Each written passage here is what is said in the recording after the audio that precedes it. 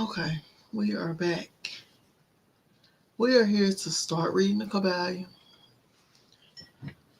So that's what we're gonna do. Got my hibiscus tea.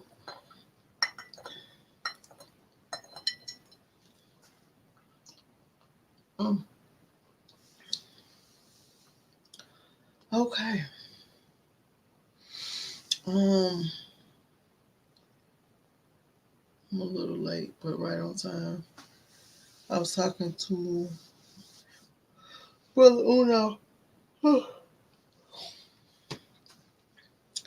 Sometimes we have to talk to each other directly without an audience to get an understanding. But yes, I am an advocate for love. Most women plan to be married when they're younger, like little girls. And so, definitely high on the totem pole.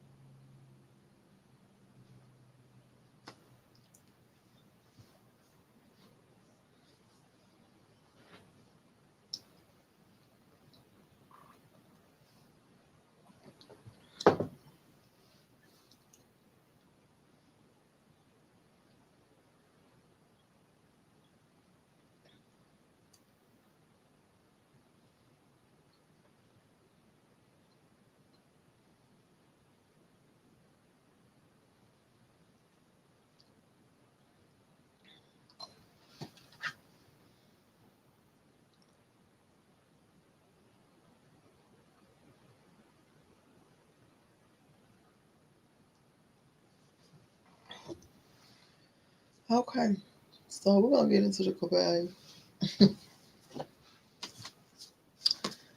I was just reading my text. As I talked to Brother Uno, I had them laid down. And I'm like, you supposed to be reading the Kybalion. So get up. So we're gonna get into the introduction. Peace and power to anybody that is new here. Welcome. We read over here. So the Kybalion is by the three initiates, and it is also Hermetic philosophy. And so chapter one. Oh, I said I was gonna put it up on the screen to share.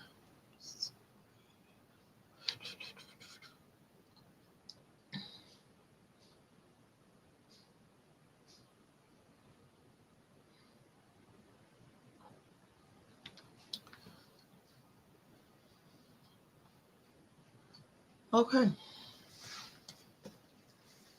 We take great pleasure in presenting to the attention of students and investigators of the secret doctrines this little work based upon the world old Hermetic teachings. There has been so little written upon this subject, notwithstanding the countless references to the teachings in the many works upon occultism, that the many earnest searchers after the arcane truths will doubtless welcome the apparent welcome the appearance of the present volume. Okay, so let me get a bookmark. I'm losing my space. What that fake money I had?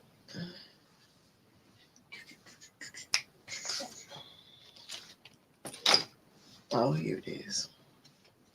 So we're gonna start over.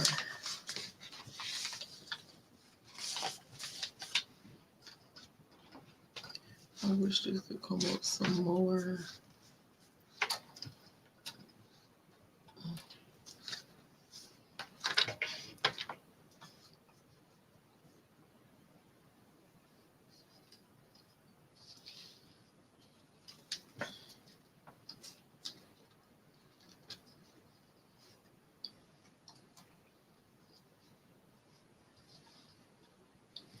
Okay. We take great pleasure in presenting to the attention of students and investigators of the secret doctrines this little work based upon the world-old Hermetic teachings. There has been so little written upon this subject, notwithstanding the countless references to the teachings in the many works upon occultism, that the many earnest searchers after the arcane truths will doubtless welcome the appearance of the present volume. The purpose of this work is not the enunciation of any special philosophy or doctrine, but rather is to give to the students a statement of the truth that will serve to reconcile the many bits of occult knowledge that they may have acquired, but which are apparently opposed to each other, and which often serve to discourage and digest. Hold on. Let me make sure y'all can see it on y'all board.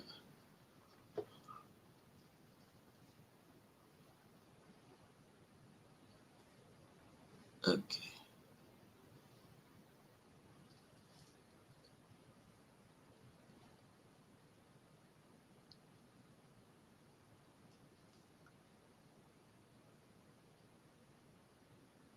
Okay, so right here.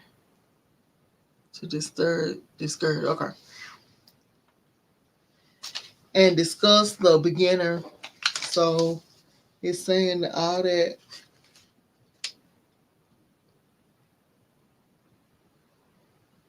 but which apparently oppose to each other and which often serve to discourage and discuss the beginner in the study. Our intent is not to erect a new temple of knowledge, but rather to place in the hands of the student a master key with which he may open the many inner doors in the temple of mystery through main portals he has already entered.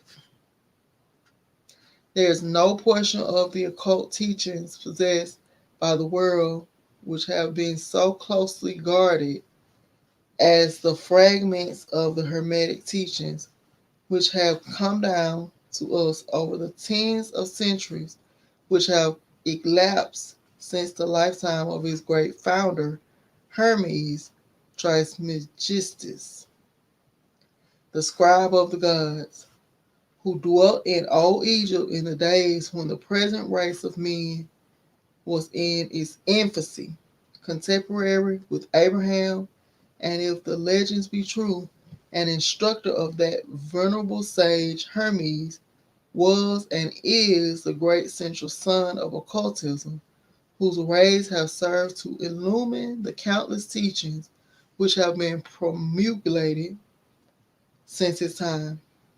All the fundamental and basic teachings embedded in the esoteric teachings of every race may be tracked back to Hermes. Even the most ancient teachings of India undoubtedly have their roots in original Hermetic teachings.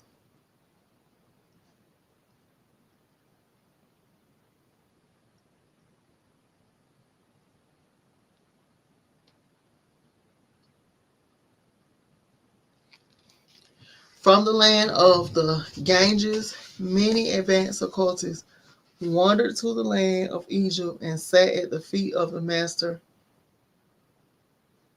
From him they obtained the master key, which explained and reconciled their divergent views, and thus the secret doctrine was firmly established. From other lands also came the learned ones, all of whom regarded Hermes as the master of masters, and his influence was so great that in spite of the many wanderers from the path on the part of these centuries of teachers in these different lands, there may still be found a certain basic resemblance and correspondence which underlies the many and often quite divergent theories entertained and taught by the occultists of these different lands today. The student of comparative religions will be able to perceive the influence of the Hermetic teachings in every religion worthy of the name.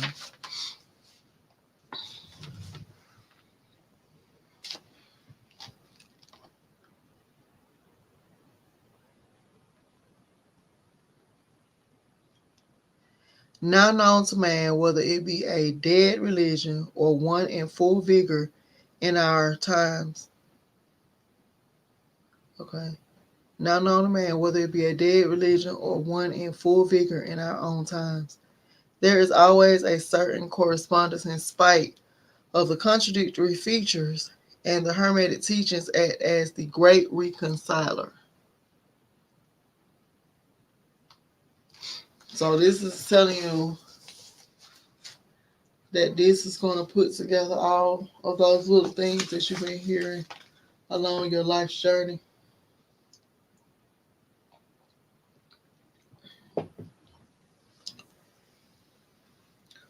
The life work of Hermes seems to have been in the direction of planting the great seed truth, which has grown and blossomed in so many strange forms, rather than to establish a school of philosophy which would dominate the world's thought. But nevertheless, the original truths taught by him have been kept intact with their original purity by a few men in each age who refusing great numbers of half-developed students and followers, followed the Hermetic custom and reserved their truth for the few who were ready to comprehend and master it. From lip to ear, the truth has been handed down among the few. There have always been a few initiates in each generation, in the various lands of the earth, who kept alive the sacred flame of the Hermetic teachings. And such have always been willing to use their lamps to relight the lesser lamps of the outside world when the light of truth grew dim and clouded by reason of neglect, and when the wicks became clogged with foreign matter. Let me turn up the fan. Oh.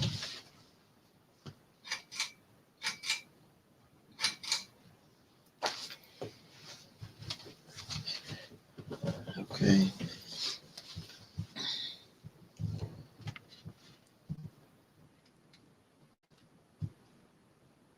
There were always a few to tend faithfully to the altar of truth, upon which was kept a light, the perpetual lamp of wisdom. So there were always a few to tend faithfully to the altar of truth, upon which was kept a light, the perpetual lamp of wisdom. These men devoted their lives to the labor of love, which the poet has so well stated in his lines. Oh, let not the flame die out, cherished age after age in its darkness, in its dark cavern, in its holy temples cherished, fed by pure ministers of love. Let not the flame die out. These men have never sought popular approval nor numbers of followers.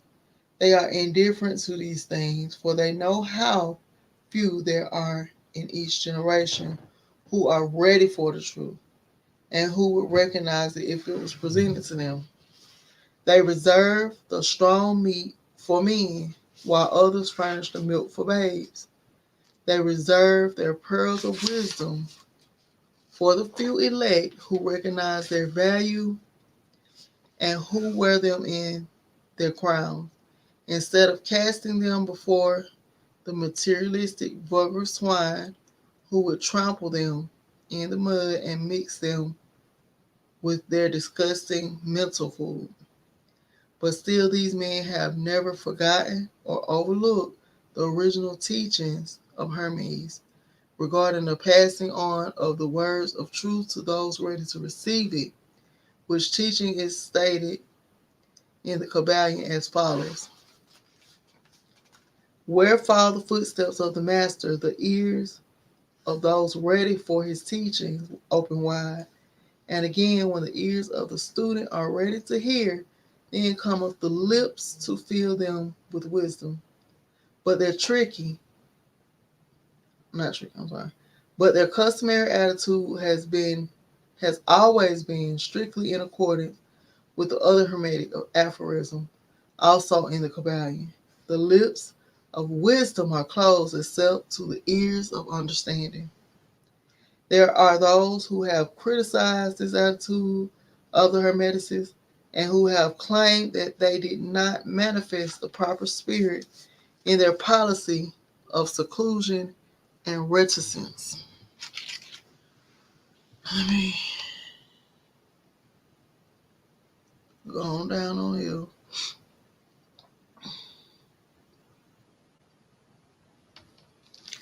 But a moment's glance back over the pages of history will show the wisdom of the masters who knew the folly of attempting to teach the world that which it was neither ready or willing to receive. The Hermeticists have never sought to be martyrs and have instead sat silently aside with a pitying smile on their closed lips, while the heathen raged noisily about them in their customary amusement of putting to death and torture the honest but misguided enthusiasts who imagined that they could force upon a race of barbarians the truth capable of being understood only by the elect who had advanced along the path. And so this book is not just for anybody. It's just for those who are ready to receive the information. At certain points in your life, you might not be ready for the truth. And so somebody will be reading this book to you and you will have no understanding of what's being said.